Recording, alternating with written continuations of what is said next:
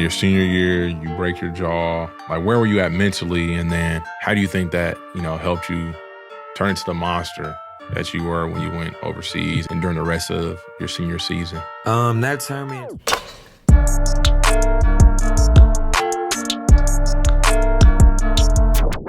What's up, guys? It's the bench starter. This is James Thornton, and we have a special guest with me, my brother Neil Watson. Man, how's it going, man? How you doing, man? I'm doing excellent, man. Thank you for having me on. Been following your show, man.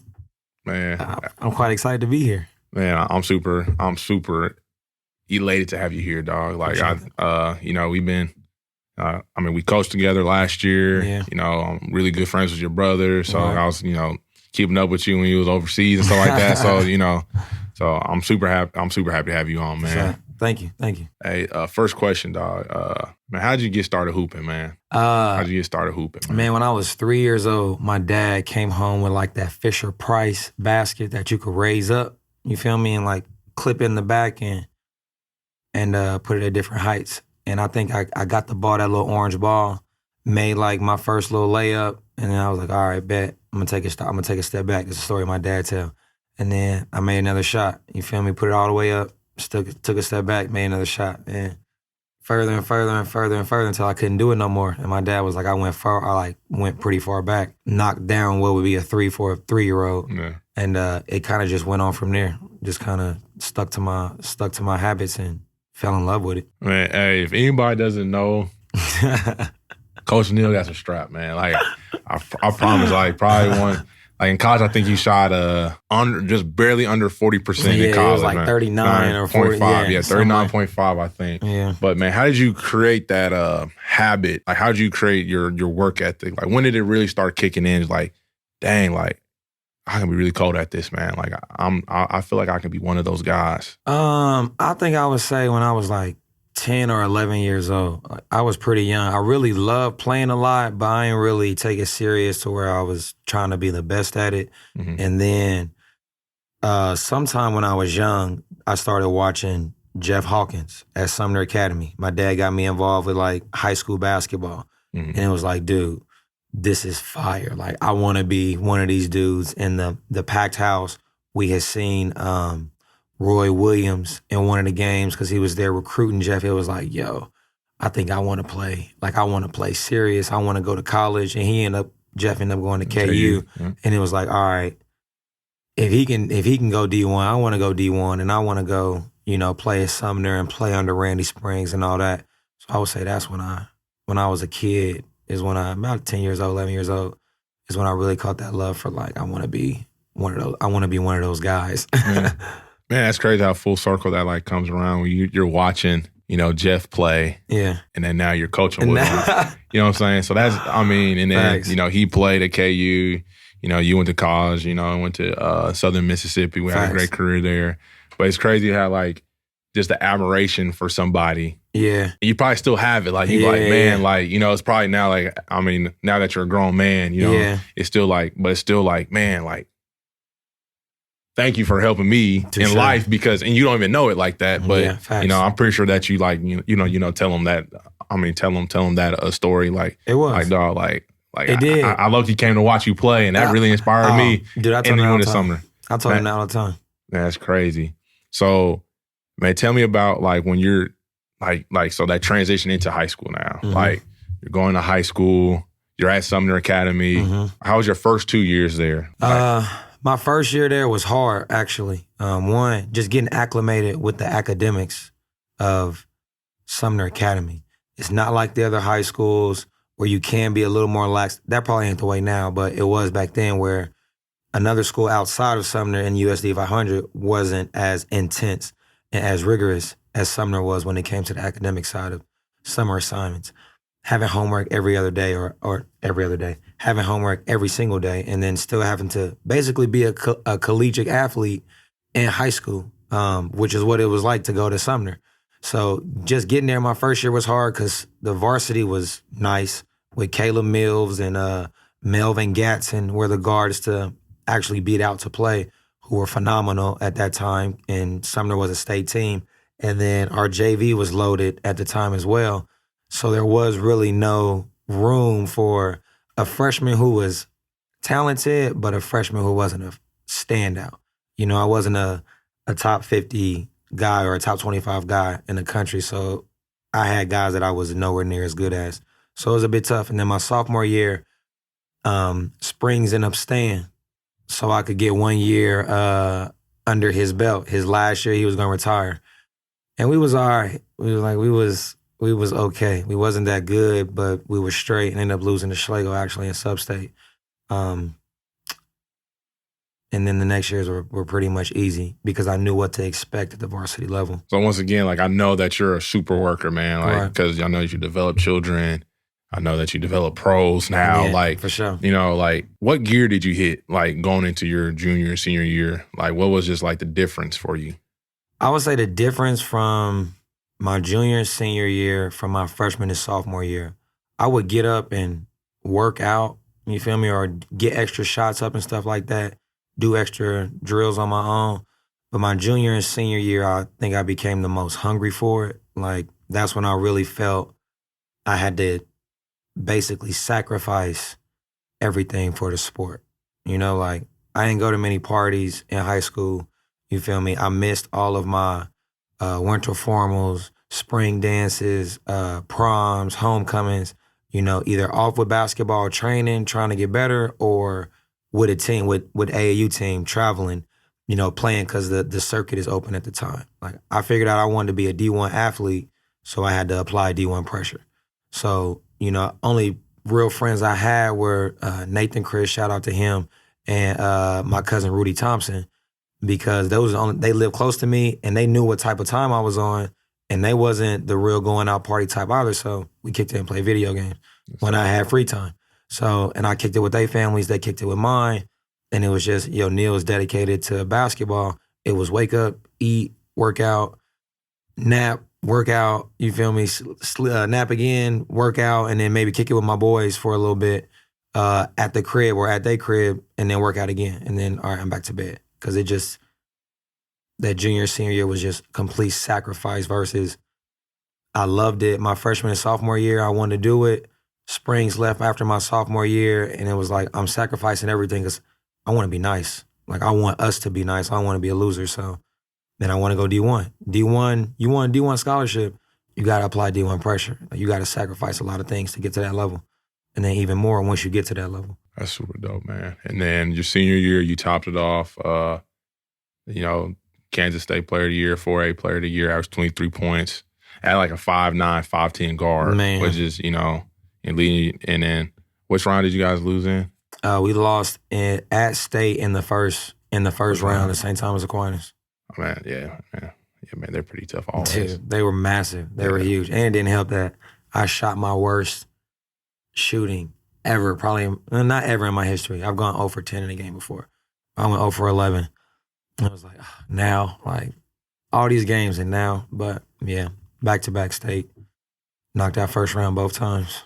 I know it probably didn't work out for you, but, you know, it's part of your journey. So, true. So what college did you choose right out of high school? Toledo University up in Ohio. And so why did you choose that school? Actually, a guy named Bob Sumvo. All right. Bob Sumvo played in the metro area a long time ago. And when he came and recruited me, we just had that vibe. He was a Kansas City guy. I'm just about to leave Kansas. I'm being recruited by a whole bunch of schools in a lot of different places, some bigger than others, and some smaller than others. But his vibe just as a recruiting coach was like, all right, this is where I want to be. And on my visit, I happened to connect with the coaching staff as well. Brian Lloyd, Gene Cross. There was a Brad Stevens there at the time, was the video director. Oh, wow. They was just all, you know, a vibe. And they all saw me play or scrimmage with the team when I got there, which I went crazy in. And they gave me that green light, you know, as a unit, you know, from the head coach down to Bob. So it felt like a place where I could be the most impactful and get the most out of, one, my education and my basketball career as well, being that it was D1, you know, in one place versus it didn't have a big name, but I knew the coaching staff believed in me and knew what I could do and would let me reach my full potential there, and they would help me get to it.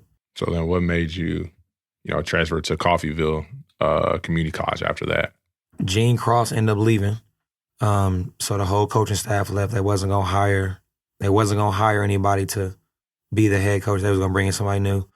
And the new guy that came in, I mean, long story short, just didn't want me. So can we also talk about right now, like, you know, we have the transfer portal. And sometimes people talk about kids, oh, I don't know why they're leaving or that school.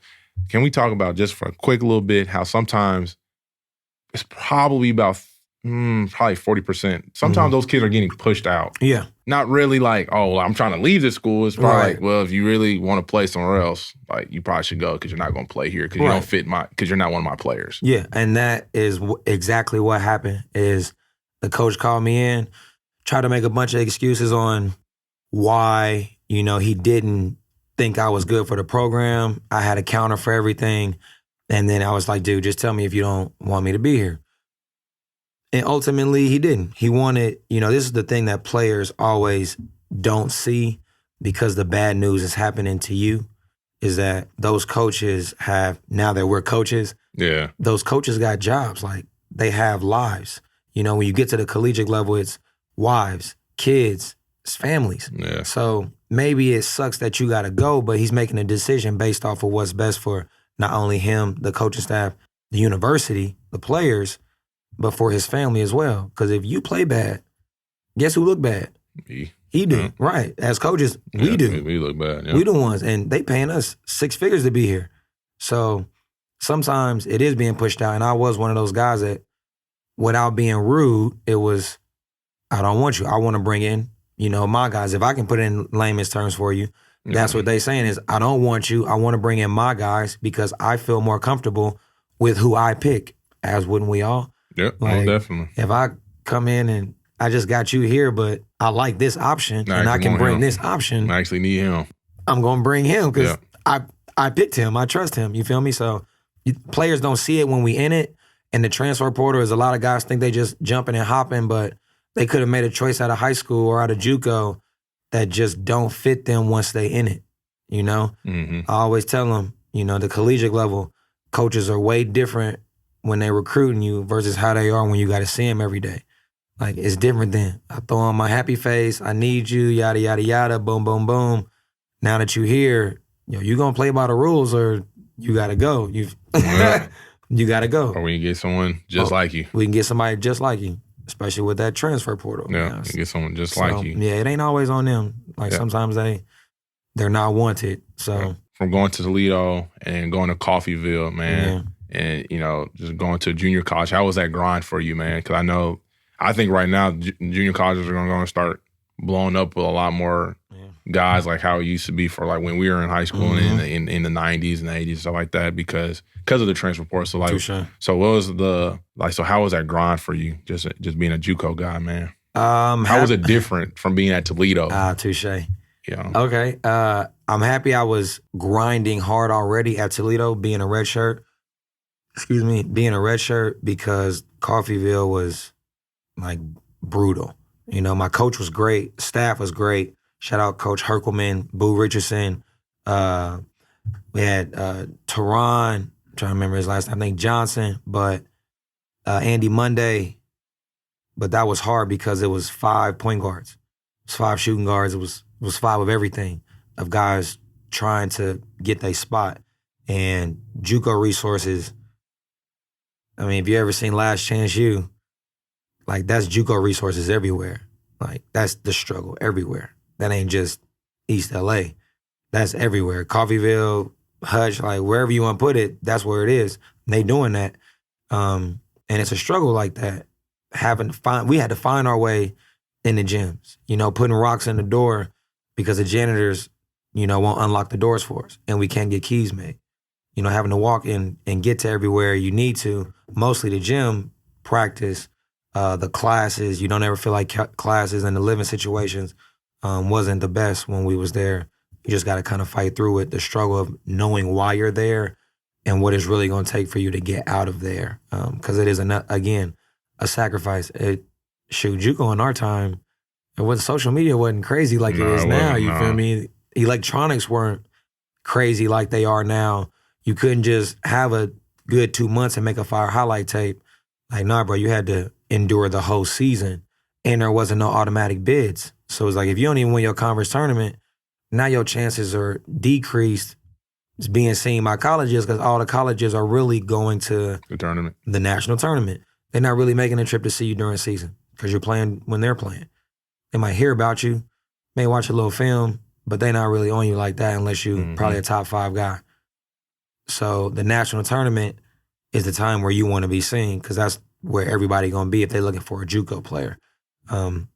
Unfortunately, we got out of there, but getting a spot on that team with 2 returning sophomores was a battle. I had to beat out 4 guys to become the primary point guard and then earn my trust from Herkelman to be able to shoot the ball the way I did, but like you said earlier, I put that time in, was up at 6 a.m. I won every sprint, I won every conditioning set.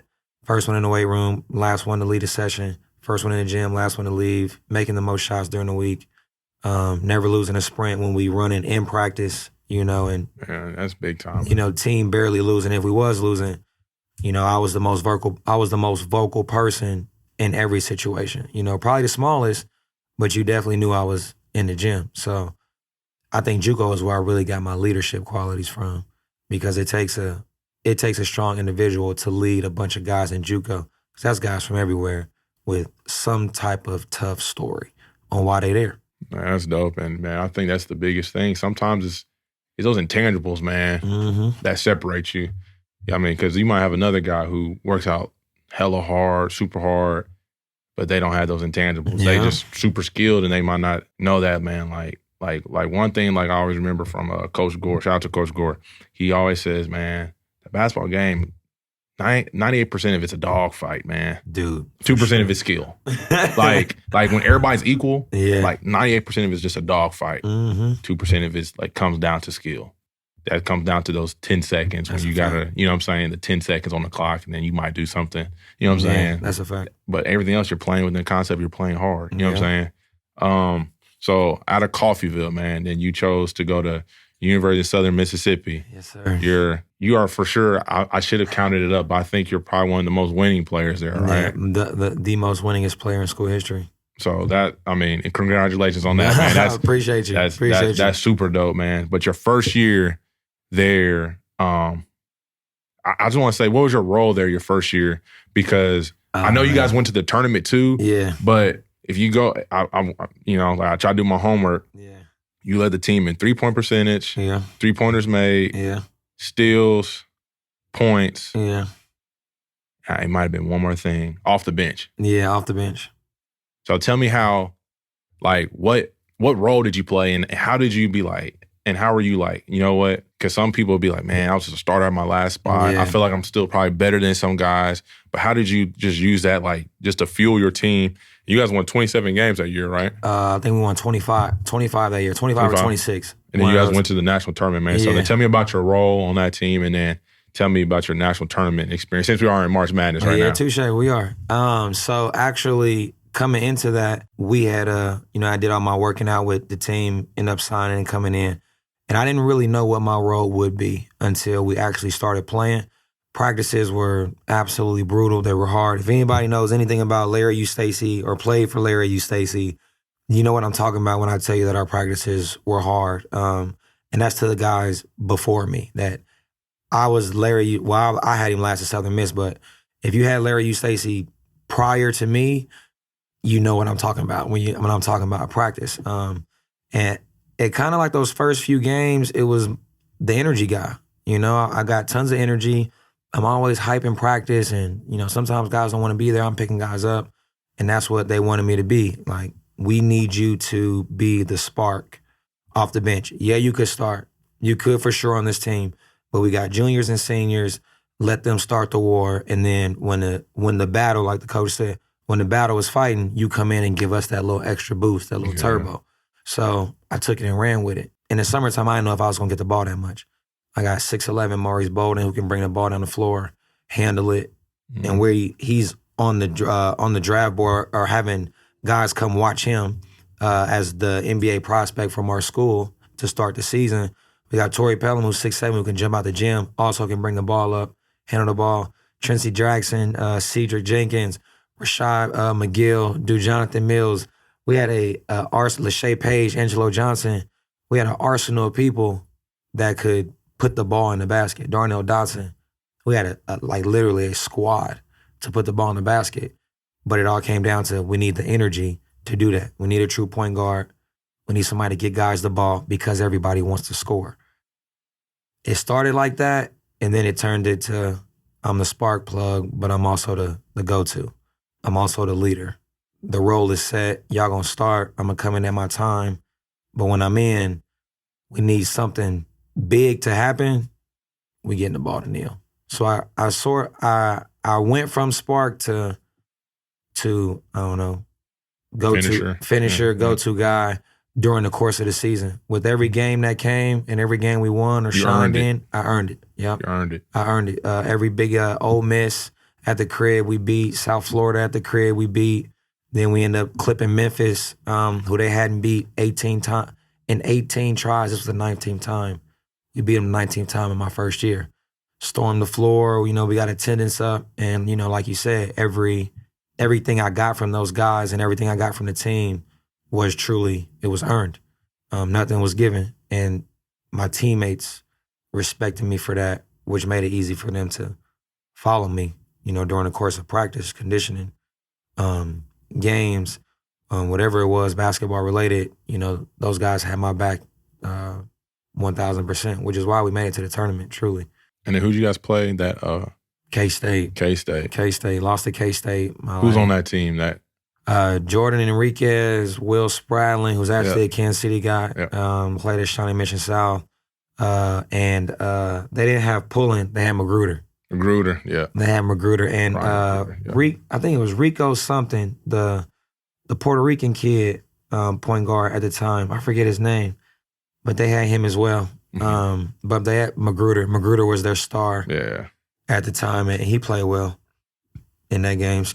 He played well. Going on to your junior year, I know that was the year that you broke your jaw, right? Yeah. So during that senior year is when I broke my jaw. Senior year, you didn't miss any games or anything like that. So junior year, I actually want to expand on because you guys didn't make the national tournament, but then you guys made the NIT those last 2 years. Yeah. Can you just tell me, before we get on to your broken jaw and how that probably formed you for your next stage in life, how important those games still were?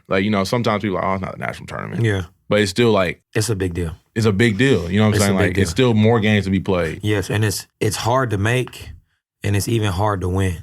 You get the mid-major teams that get in the big tournament and they surprise people. Fair Dickerson, you feel me? Florida Atlantic, which is a Conference USA team. Southern Miss is now in the Sun Belt, but we played FAU. And to see them, a Conference USA team, doing that is now you see the degree of that tournament. Well, FAU may have made the NCAA tournament, but a UAB, a Middle Tennessee, or a UAB and who's all in that conference right now? It's all mixed up. A Florida International or somebody else like that in that conference who goes in and they get in the NIT. Those teams are really good. NIT is great competition. It's a lot of great competition in the NIT. And you go to, it ain't like the NCAA tournament where it's a neutral floor. Whoever got the highest seed, you got to go to their crib and play. So it really makes you even tougher if you're a lower seed in the NIT and you make it, to the Final Four or the championship game. It's still great basketball. Any postseason play is great basketball. I understand, the CIT is a little bit different because the school has to pay to go to that. But even if they do, that's postseason basketball. More basketball to be played, bro. And it's great experience as well. For seniors, I would want that extra basketball, especially if we got a good team. Now, if we were trash, I understand. Or we right there on the crest, yeah, I'm trying to go do my spring break. I'm trying to be out and have fun. But if we a good team, man, let's keep playing basketball. So I love the NIT was actually great too because everybody's showing up. It's the last home games of the year, and those are normally ones that everybody comes to. First year we lost to BYU and at our place, and then the second year we lost to Minnesota at their place, both in the quarterfinals. So being a small school like Southern Mississippi. You put them on the map, man. Yeah, our biggest dude is 6'5". We take the NIT all day. So, your senior year, you break your jaw. Man, how do you think that, like, during that time, man, like where were you at mentally? And then how do you think that, helped you turn into the monster that you were when you went overseas and during the rest of your senior season? That turned me into a monster because mentally, I believe that's where I became my strongest. I feel like Stacy really prepared me mentally, even though it was in a crazy way. And then even Tyndall, when I had him 2 years, just because of everything I went through with him as well, prepared me mentally to be tough in every basketball situation or tough moment I've been in. But breaking my jaw, losing 27 pounds, and then trying to get myself back ready to still play because I don't want to miss my senior season and how the whole thing happened. That mentally took me to a place where I could only get out by myself. Nobody else could help me. I could either lay there and just feel sorry for myself and let everybody else, pity me and whatnot, or I had to really basically find within myself, do you really love basketball? Because I think that's a major turning point for a lot of athletes when they have a major injury. It's like, do I really love it to go through rehab, chase all this struggle and pain and whatnot to get back to put myself in potentially the same position to get hurt again? Because we all do that when we overcome our injury and return to the sport. It's like, great, I'm 100%, but I'm about to go right back out there to the field or the court and do the same movements that I just hurt myself in. So do I really love the sport to where I just broke my jaw, lost all this weight, and I got to gain the weight back? And you know how it is when you take a week off from basketball. Yeah. It's almost like, man, I feel like I ain't played in 2 years or something like that. So having that mental battle, that mental journey, going through it, overcoming it, breaking my jaw is where I became my most mentally tough, which prepared me to, go play pro and, overcome everything else I've overcome. After that, after your senior year, you go play in Britain. Yeah. So how did you get over there first, man? How did you, like, was that your only choice? Like, what was your mindset going into Britain? Like, did you go to any combines? What did you? Man, actually, I did not think I would play professional. I did not think I would become a professional basketball player until this dude,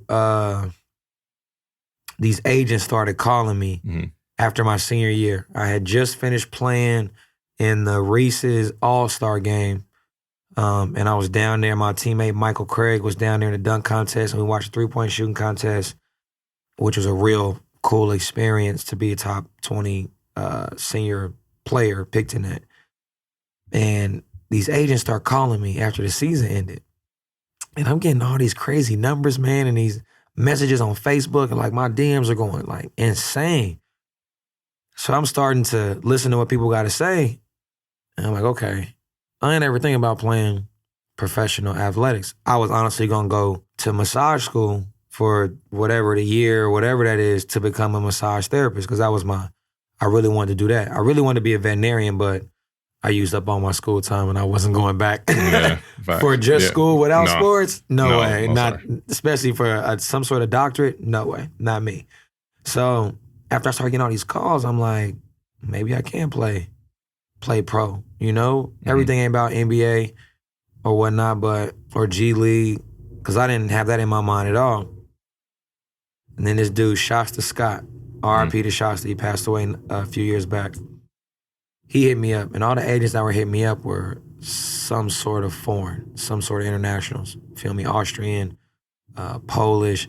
Just, I didn't really relate to them. And I couldn't really trust them right away because I didn't know much about overseas at all.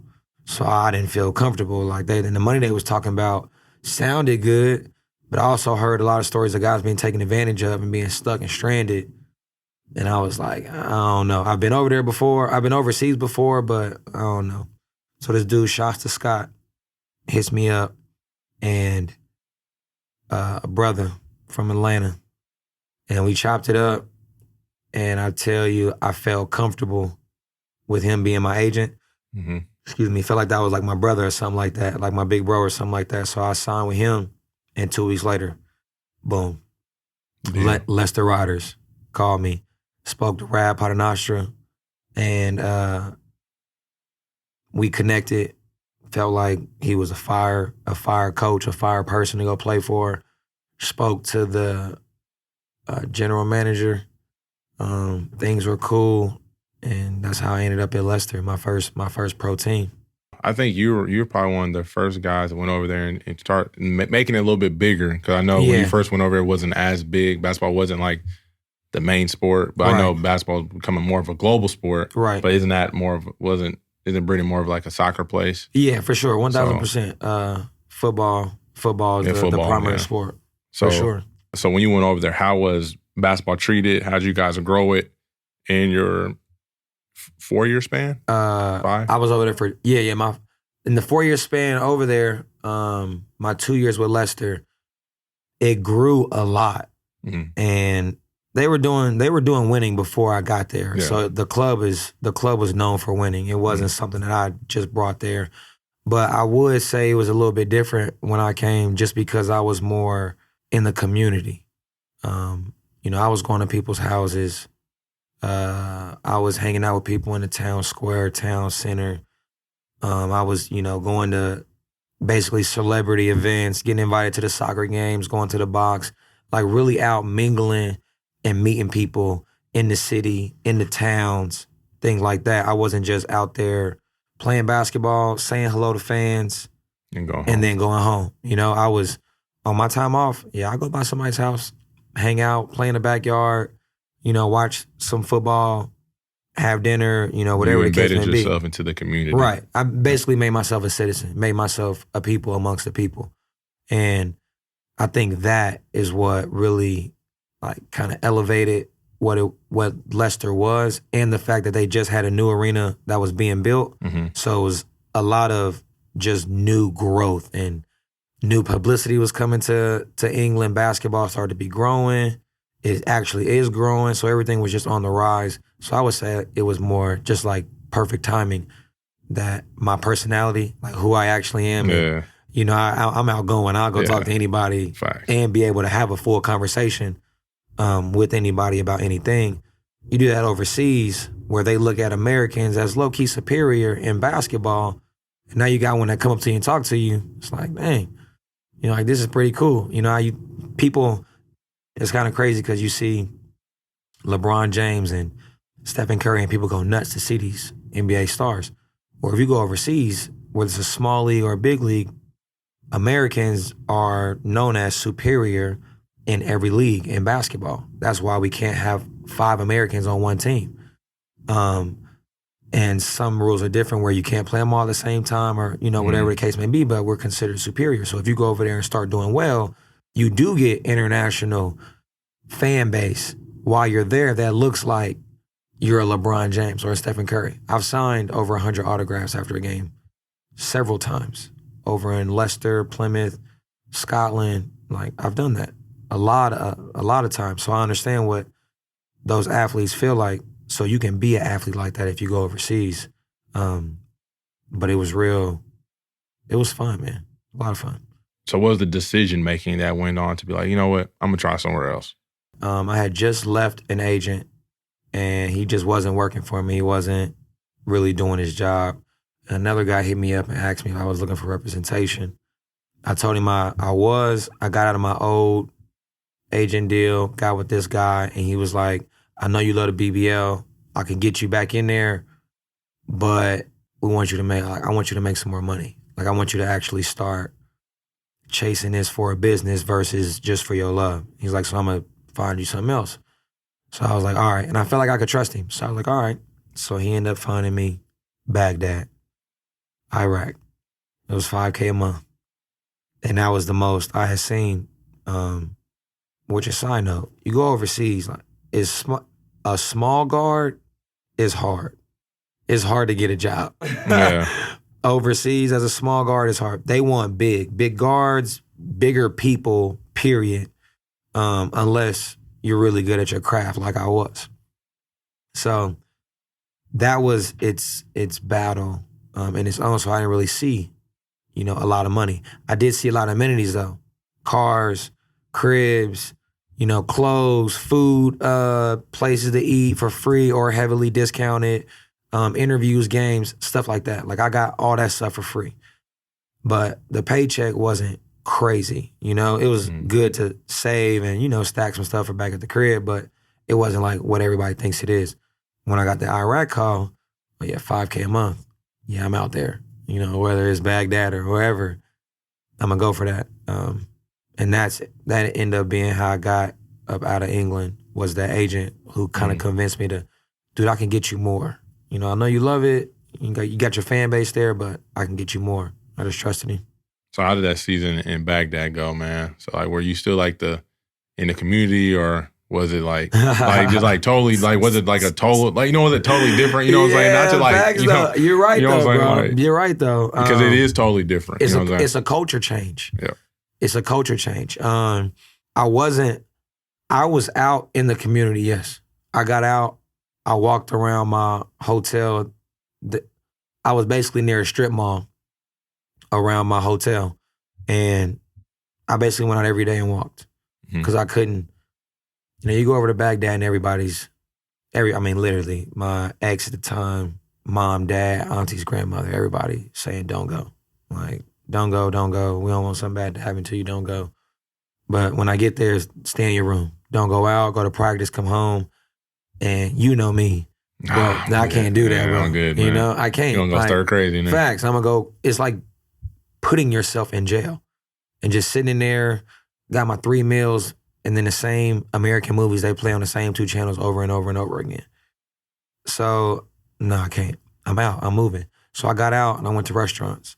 I went to a club one time. I went to get ice cream, and I didn't really get to talk to a lot of people because a lot of people don't speak English. Yeah. But there were a few Americans, speaking Iraqis around that I could talk to every now and then at shops and whatnot. It was difficult communicating, buying something, like figuring out how much they was talking about number-wise was a little bit difficult. But a good amount of them did speak English. I did not see any women around at all. From 12 to 2 p.m. is when I saw girls or women, whatever.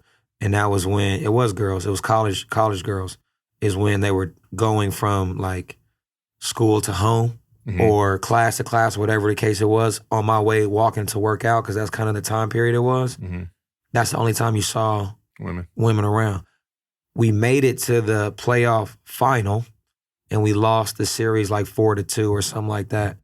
But there were no women at the games, like no females around at all, covered or not covered, nowhere at all. There was only one, and she was a reporter, and she was like almost real exotic. Like really bright eyes.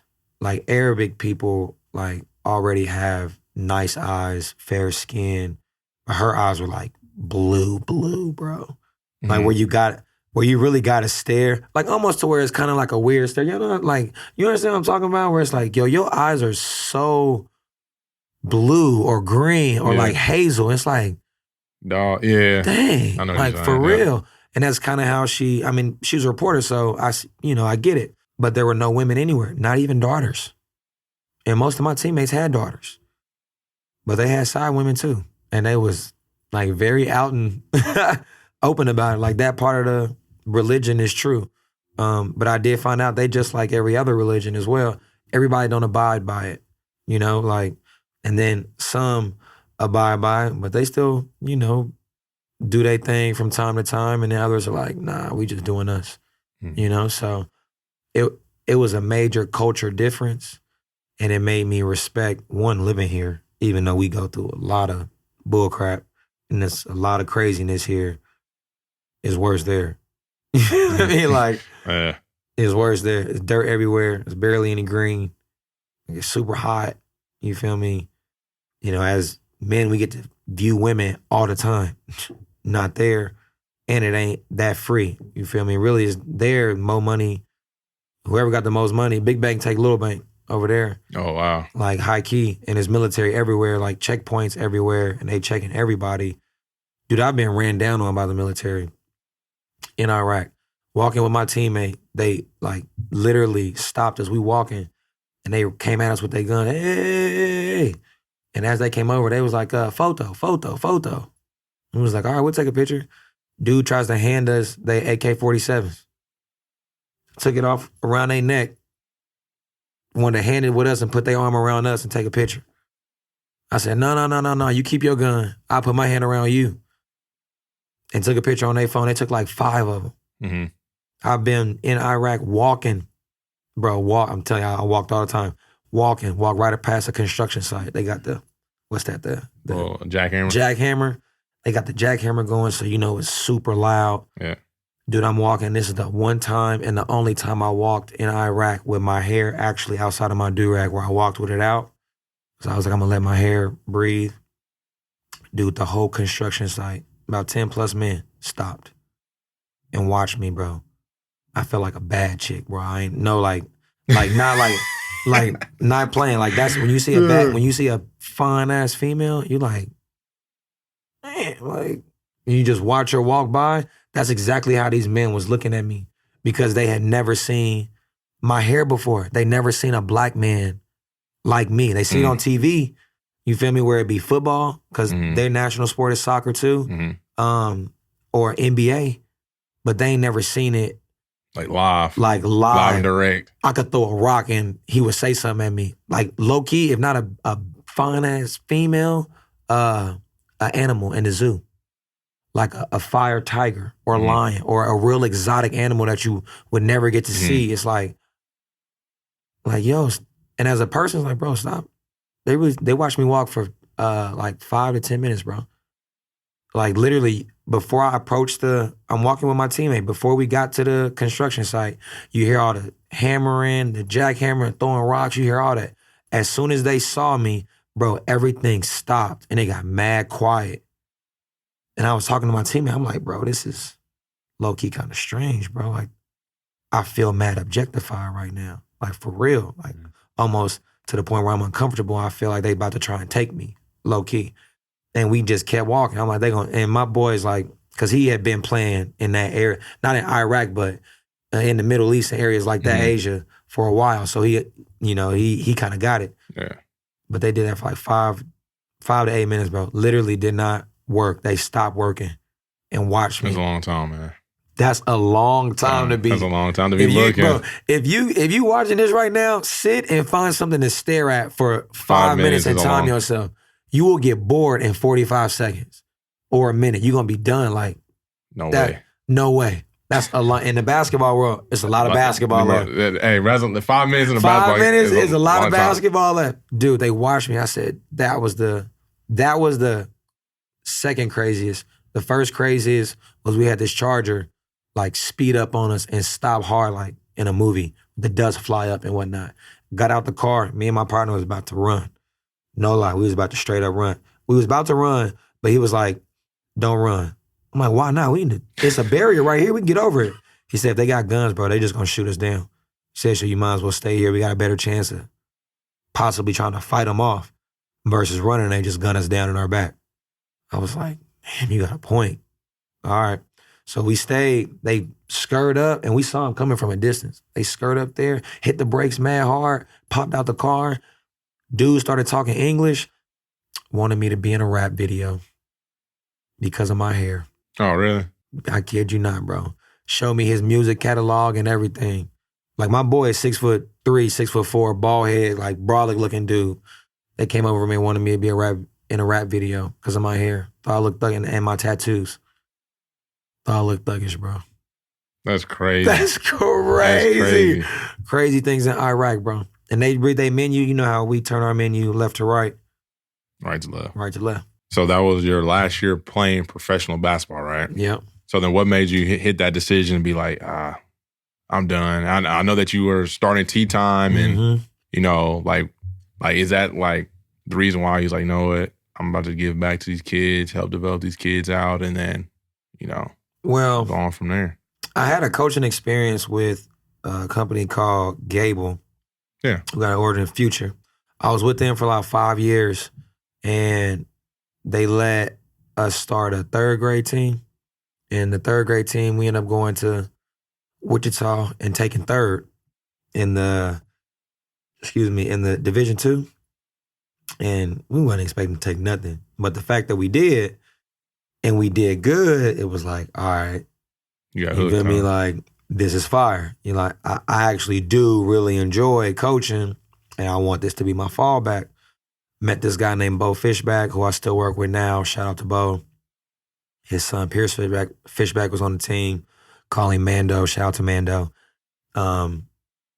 We go down there, have a great time, come back, and he's like, dude, when you're ready to do this for real, let me know. And we're going to get it started. We're going to get it going. I said, okay, cool. I will. Go to Iraq, come back, and I was engaged at the time. And that ended up ending, go separate ways. So now, and I was already kind of in the mindset of, I had a lot of fun coaching last year. I want to do that more, but I got to find out how to make like a proper income from it versus just having fun, because I'm getting close to my plan B. After, every pro athlete, you got to have a plan B. You really need to have a plan B and a plan C in case plan B don't work. So if your parents are telling you that, athletes, listen, because they're not wrong. But I had developed a real love for coaching. Mm-hmm. It was like playing, scoring a bunch of points, dropping that dime, winning championships, playing in front of people, having like, beautiful women all over you and whatnot. That was fire. I love that. But seeing a kid, get a task that they've been struggling with for a while, it was like, dang, that feels better than money. That feels better than the prettiest girl, like knowing who I am or trying to be with me, whatever. Like, that was a fire feeling right there. I want more of that. Then you get 1, turns into 3, turns into 13, into 32.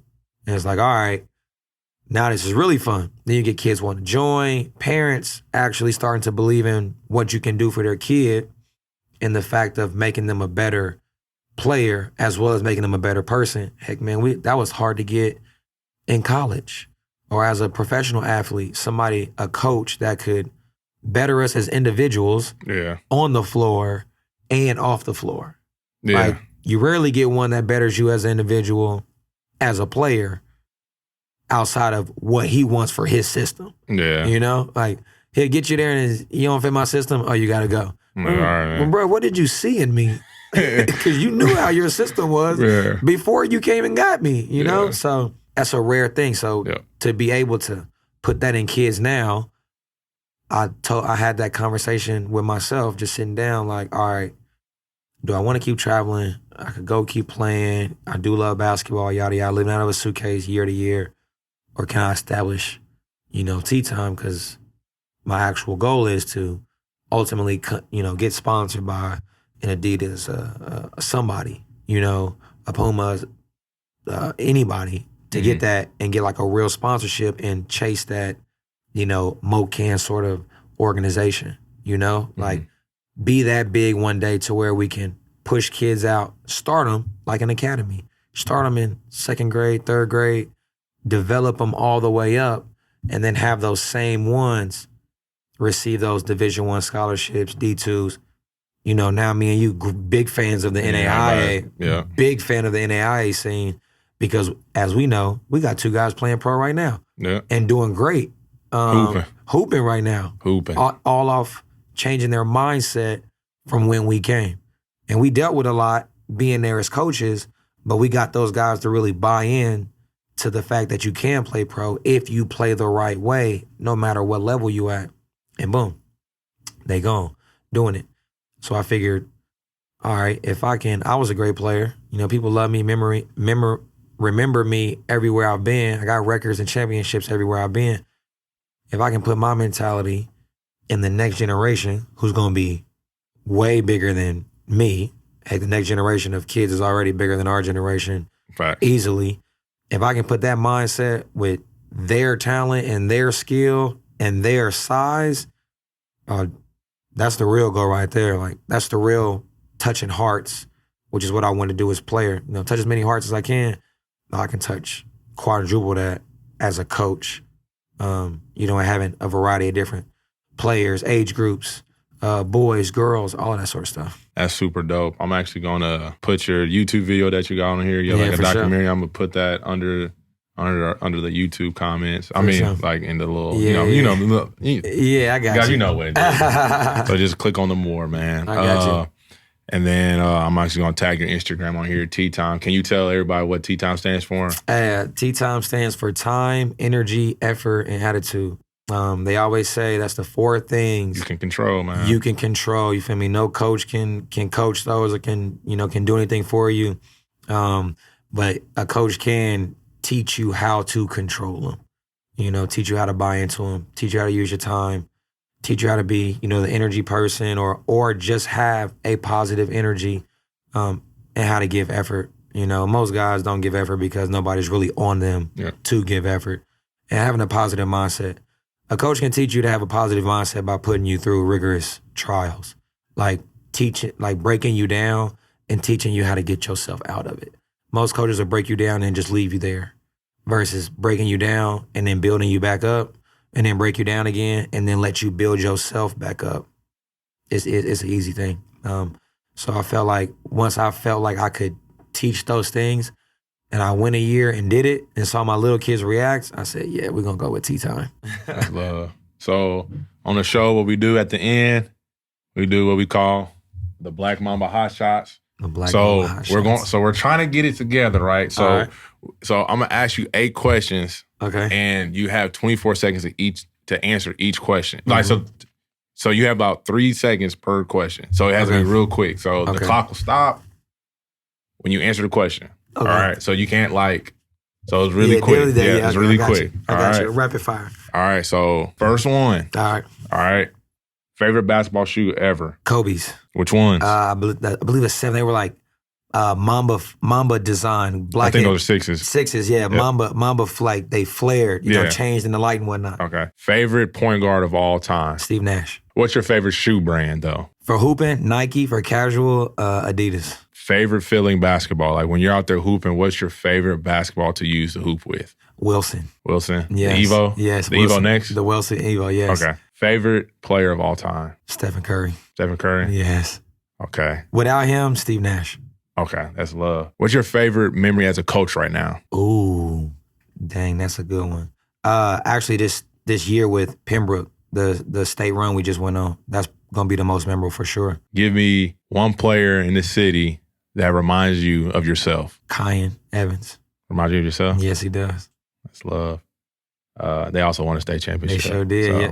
Interesting thing about that, they beat Kickapoo, who we beat as well, at our crib, and we're a 5A. We're technically a 3A, but we've class 5A. Yeah. And the last one, of all your basketball memories as a player, which one was probably your best memorable situation that you've ever been in? The game-winning shot I hit against Marshall my senior year with the mask on. I hit it with like 1.2 seconds left, in and out, a guy in the 2-3. That's my most memorable for sure. All right, so that's our little Black Mamba Hot Shots, man. Dog, hey, man, I really appreciate you coming on the show, man. For sure, man. I support you, man. And this is, like I said, like I'm really close with your brother, man. Right. And we formed a bond. Mm-hmm. I love seeing you, I love getting on IG, seeing your Tea Time posts. Yeah. I love seeing what you do with the kids, man. Because the biggest thing is, like, sometimes you might have these guys that, like, they might love their kids in the game of basketball. But, man, you really go out to check them out at their soccer games. You hang out with the little sisters. You out there skating on IG, bro. And that thing is like, bro, like, I just love how you just are just yourself. Right. And you're comfortable in your own skin, dog. Man, I appreciate you being on the show, dog. I appreciate you having me. I really support this. I like how you're bringing all type of different people up here to, talk, interview, and do all that. Dude, this is fire, man. I did not know you were doing none of this. Yeah. We talked about it a little bit last year when we was coaching together, but to see you in full capacity is like, I get excited. I got you I'm a subscriber. That's love, so man. So every time you drop a new one, my phone dings, the YouTube man. Comes up. So I definitely tune in to every one. So and I love them too. I appreciate that, dog. Sure. Hey, make sure that you guys like, share, and comment. Pretty please. I'll put all of Neil's stuff on the video underneath it. Gen 1 Studios, man. I appreciate you guys, man. Like, yes, thank you, Gen 1 Studios. You guys are super dope, man. I just want you guys to always know that. And it's the Bench Starters, and we signing out.